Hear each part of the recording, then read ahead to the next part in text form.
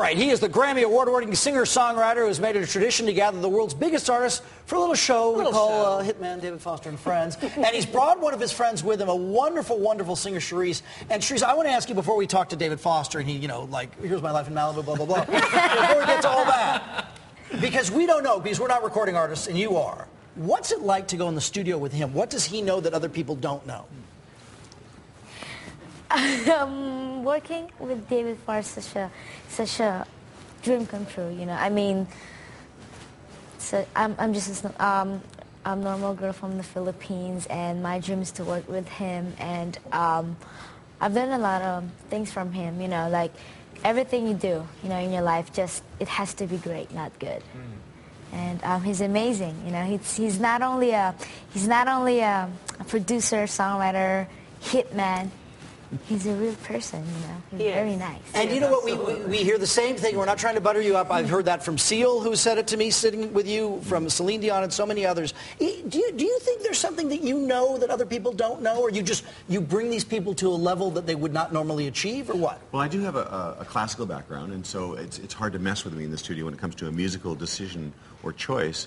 But, you know, my job is for the thousands of people that say to Charice, and she is amazing, go, oh, everything you do is so amazing. I mean, it's unbelievable what you do. I'm the guy that has to go, that's not good. This could be good if you do this. So I'm the bearer of bad news a lot, but in the end, my job is to make her sound as great as she can. That's my job. Sometimes it rubs people the wrong way, but most of the time they appreciate it. And you know what a lot of people say nowadays is there are fewer and fewer real deals. Like, we're going to talk about you like you're not even here. There are fewer and fewer real deals like Charice, and you know, it can all be manipulated in the studio. What do you think about that and the sort of status of pure musicians? I think that's okay. If you look back to the 50s and the 60s and even the 40s, there was always gimmickry, there was always, you know, gimmicks going on and people that had hit records that shouldn't have. But Charice is the real deal, and she reminds me of the first time I saw Celine or Whitney, and there's still these great singers, and she's carrying that torch. You know, Beyonce, Rihanna, these are good performers. They're making great records. It's not all crap out there, but she is a gifted, incredible singer, and in the old school way, as you mentioned. But Charice, it takes a lot of hard work. There's a lot of kids out there who think, I can sing well. Tell them about the hard work and dedication it takes. How much do you sing a day? How much do you practice, record? Well, it doesn't matter to me. I love singing. Like, anytime I can sing. It's just, I just can't stop singing. I rehearse every day. Hey, Sarah, can you pop this up a little bit? Can we hear this tape a little bit? I thought they were playing the wrong soundtrack.